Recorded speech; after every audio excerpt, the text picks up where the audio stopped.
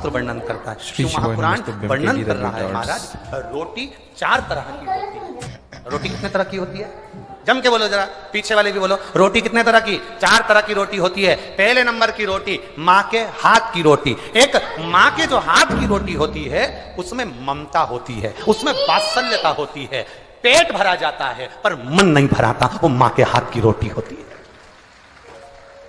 पहली रोटी किसके हाथ की?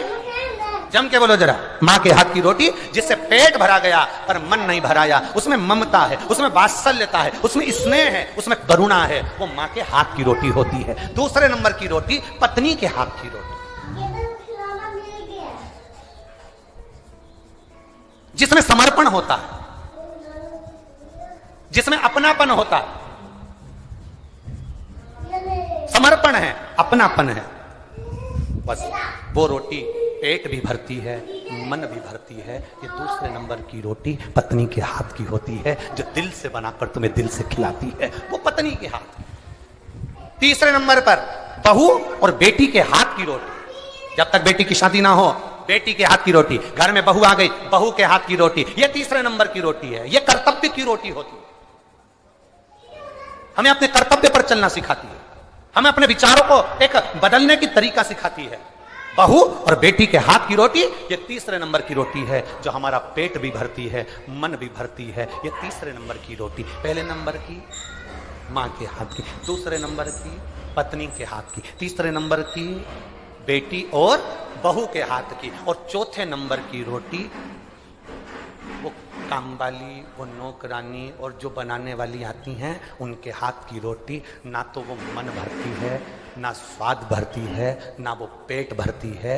भगवान से प्रार्थना करना, अगर ये 3 रोटी के बाद तुम्हारी चौथे नंबर की रोटी का नंबर आ जाए और तुम्हें दूसरे के हाथ की रोटी खाना पड़ रही हो, घर के लोग अगर रोटी देना बंद कर दें तो किसी गुरु के दरवाजे पर जाकर वहां की रोटी खाना, पर किसी के हाथ की मत खाना। चौथे नंबर की रोटी बनाकर रख दी, खाओ तो खाओ, पड़ी है, स्वाद है नहीं है मालूम नहीं, पेट भरा ना भरा मालूम नहीं।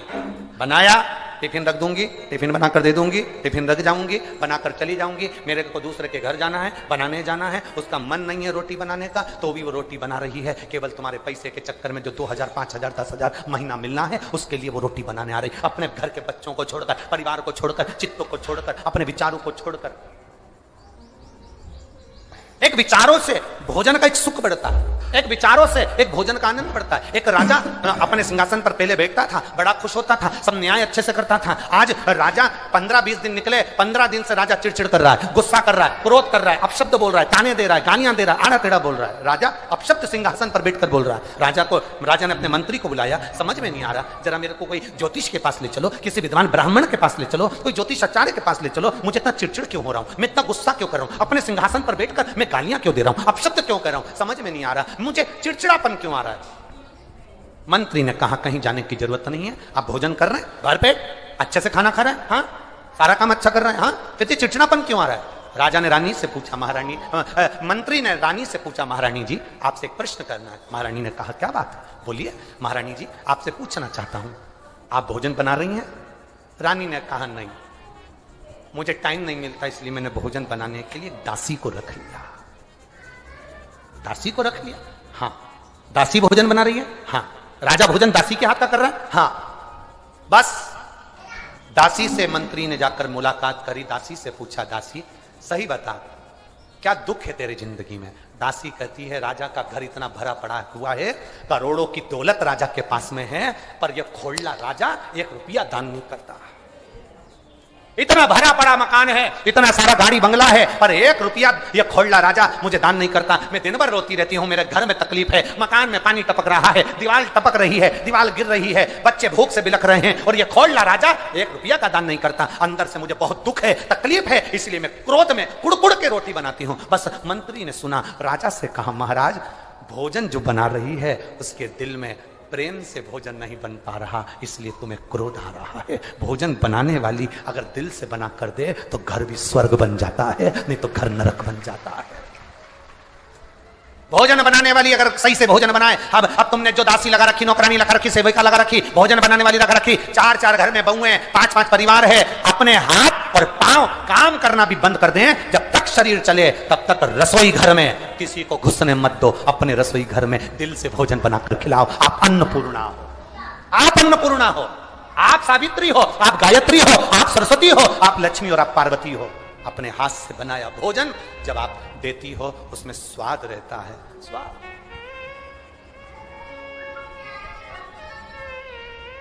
उस घर के भोजन में कभी स्वाद नहीं आएगा जिस घर के भोजन में एक बहू आती है, सब्जी काट कर चली जाती है, दूसरी बहू आती है, कढ़ाई में बगार कर चली जाती है, तीसरी बहू आती है, गैस बंद करके चली जाती है, चौथी बहू आती है, आटा उसन के चली जाती है, पांचवी बहू आती है, पति के लिए रोटी सेक के चली जाती है। उसकी घर की रोटी में कभी स्वाद नहीं आ सकता, क्योंकि उसमें एक बहू सोचती मैं काय को इतना करूं, दूसरी बहू सोचती मैं काय को इतना करूं, तीसरी बहू सोचती है मैं काय को इतना करूं, चौथी बहू सोचती है मैं काय को इतना करूं। तो पति जो भोजन करते हैं, घर में 4 लोग हैं, देवर जेठ परिवार सास ससुर, जो घर में लोग हैं उनको वो भोजन नहीं भाता है। बाजार का भोजन करना भाएगा, दूसरे के घर का भोजन भले वो दाल रोटी खिलाएंगे अच्छा लगेगा, दूसरे के घर में खिचड़ी खाएंगे उसमें स्वाद आ जाएगा, पर घर के भोजन में स्वाद नहीं आएगा, क्योंकि ये जगदम्बा होन पहले से ही भगोने जैसा मुंह लेके भोजन बनाती है।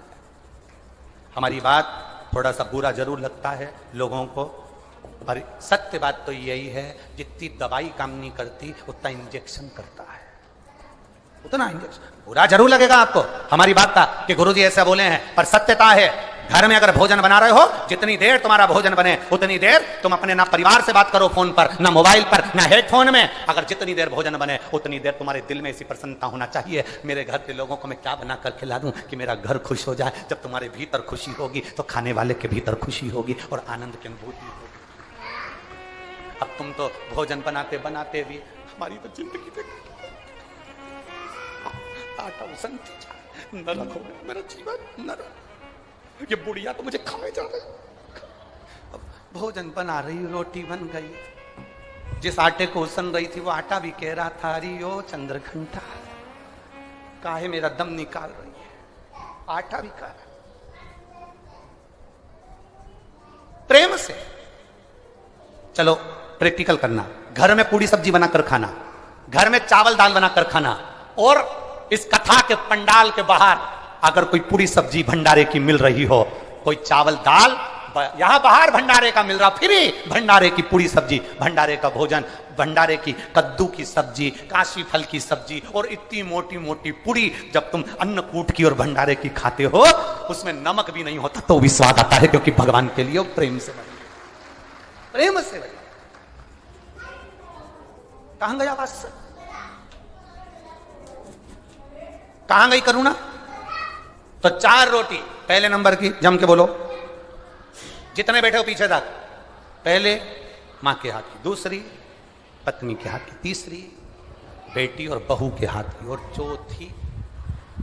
चौथी रोटी अगर तुम्हारे को खाने का समय आए कि अब कोई मुझे रोटी नहीं दे रहा है, काम वाली से बनवा लूं, कोई बना नहीं, तो तब किसी सदगुरु के पास जाना, किसी गुरु के दरवाजे जाना, उसके दरवाजे में बैठकर गुरु के भंडारे में जो भोजन बने वो थोड़ा सा खा लेना, तो पेट भी भरेगा और दिल भी भरेगा और परमात्मा भी मिलेगा। वो शरणागति, शरणागति की भोजन से शास्त्र कहता है जैसा खाया अन्न, जम के बोलो जरा, वैसा हो गया, जैसा पियो पानी और जैसा पिया दूध वैसा बन गया बुद्ध। बुद्धि कहां से बनती है? दूध से। भैंस का दूध पियोगे तो भैंस जैसे हो जाओगे। तुम्हारे घर में तुम्हारी बहू तुम्हारी क्यों नहीं सुन रही, समझ जाओ, घर में जो दूध आ रहा है वो भैंस का है। कारण भैंस के आगे कितनी भी बीन बजाओ वो सुनती नहीं है। ये दूध का असर है। तुम्हारे छोरा छोरी, तुम्हारे बेटा बेटी तुम्हारी नहीं सुन रहे, समझ जाओ, बोलो जम के, घर में भैंस का दूध आ रहा, तुम कितनी भी बीन बजाओ, छोरा मुझे कथा में छोड़िया, नहीं जाए, उधर मत जा, जाए। रोड पे अगर भैंस चल रही हो, तुम कितना भी हारन बजा के देखना, कितने भी हारन, वो आराम से दो मुड़ी हिलाए उसकी पूंछ, और कितना भी हारन बजाओ ना, धीरे से भैंस ऐसी पलट के देखे जैसे नई नवेली बहू।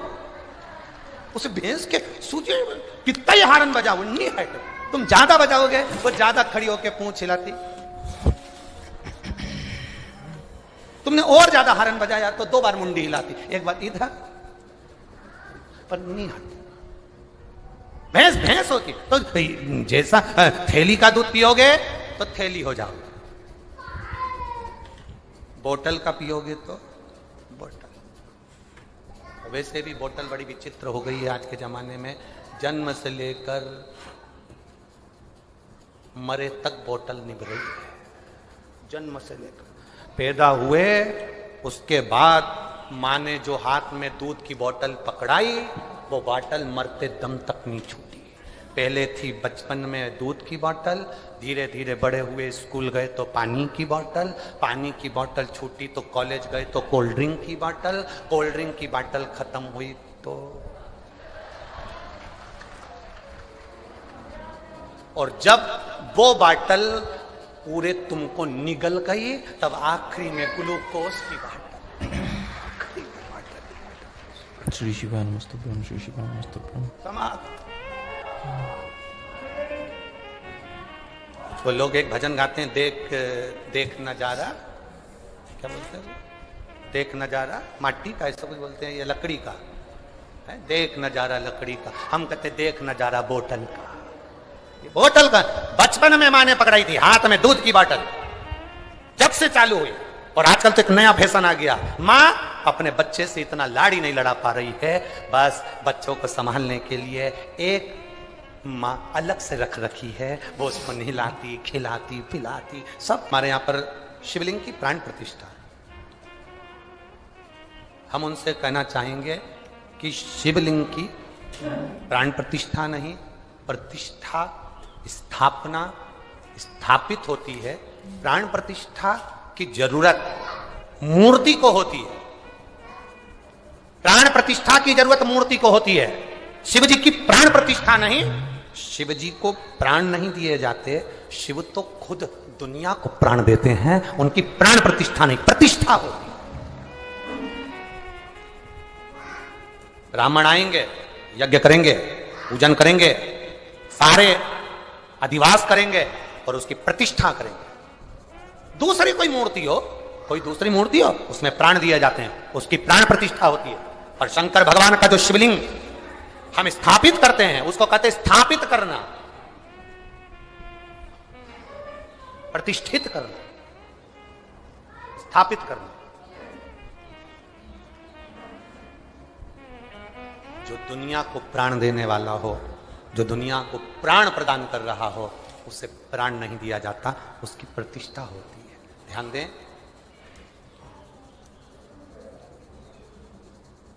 एक होता है प्रतिष्ठित शिवलिंग। कौन सा शिवलिंग? जम के बोलो जरा। प्रतिष्ठित। आपके घर के आसपास में कहीं मंदिर है? बोलो बोलो जम के जरा। है?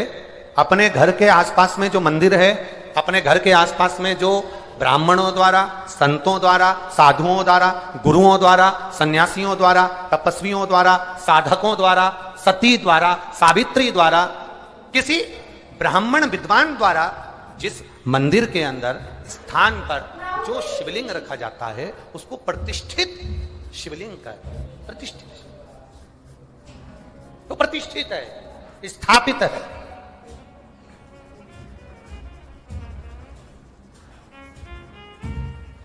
और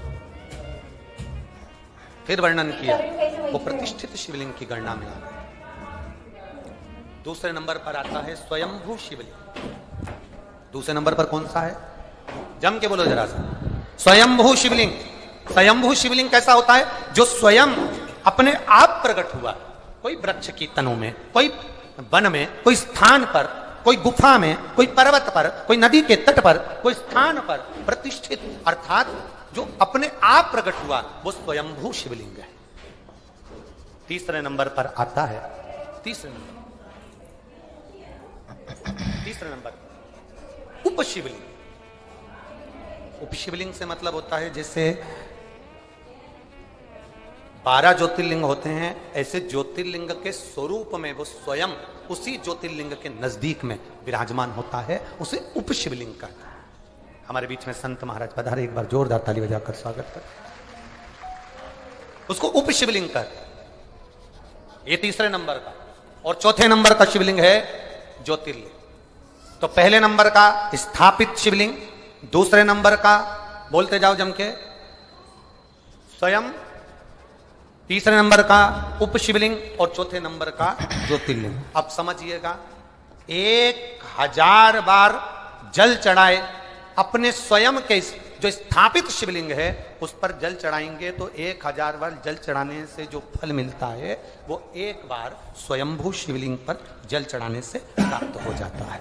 जो स्वयंभू शिवलिंग पर 1000 बार जल चढ़ाने से फल मिलता है वो उप शिवलिंग पर एक बार जल चढ़ाने से प्राप्त हो जाता है। जो उप शिवलिंग पर 1000 बार जल चढ़ाने से फल मिलता है वो 12 ज्योतिर्लिंग में से एक ज्योतिर्लिंग पर जल चढ़ाने से प्राप्त हो जाता है। ये शिवलिंग की, ये शिवलिंग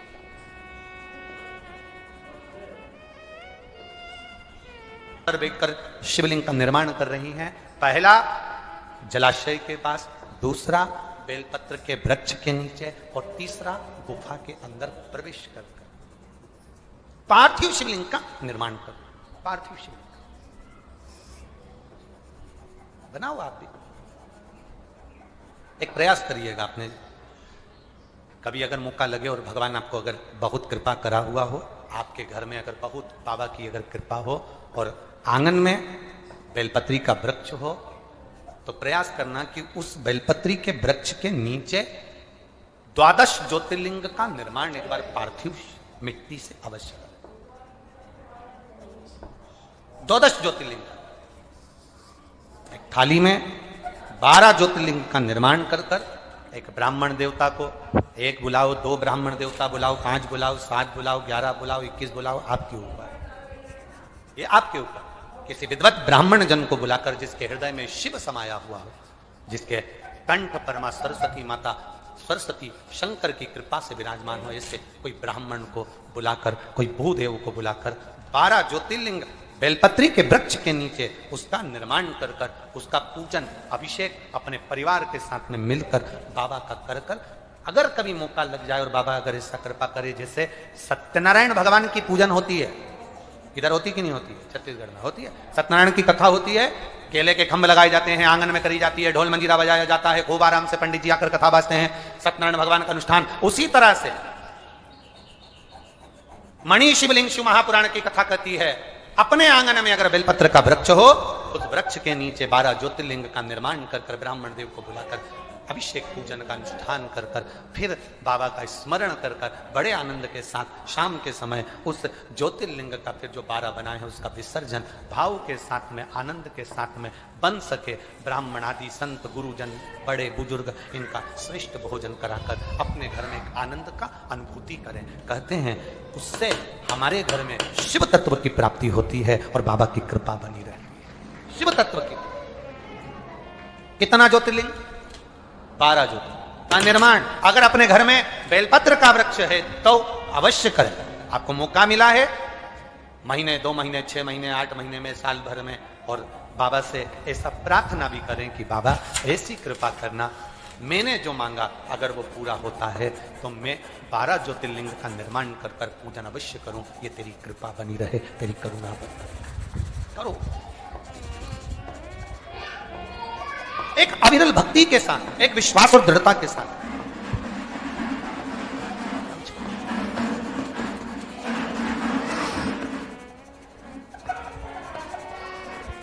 शिव कथा कर रही है, शिव महापुराण की कथा कर रही है। बाबा देवादिदेव महादेव से कह दिया, भगवान शंकर से कहा, बाबा आप और इसको लेने के लिए आए, आप आए हो इसको लेने के लिए? ये कौन? ये वो ब्राह्मणी जिसने एक बछड़े का मांस खाया था, ये वो ब्राह्मणी जिसने बछड़े को मारा था, ये वो ब्राह्मणी जिसने अपने शरीर का भाव नहीं देखा, अहम में डूबी रही, और आप इसे लेने आए? देवादिदेव महादेव ने कहा, इसने 2 बार मुख से शिव कहा था, मनुष्य की देह मिल गई थी, मनुष्य की देह मिलकर ये शंकर के दरवाजे पहुंच गई। शिवरात्रि का दिन था, भूल से भी अगर कोई शिवरात्रि के दिन देवादिदेव महादेव पर लोटा भर जल चढ़ा देता है, भूल वश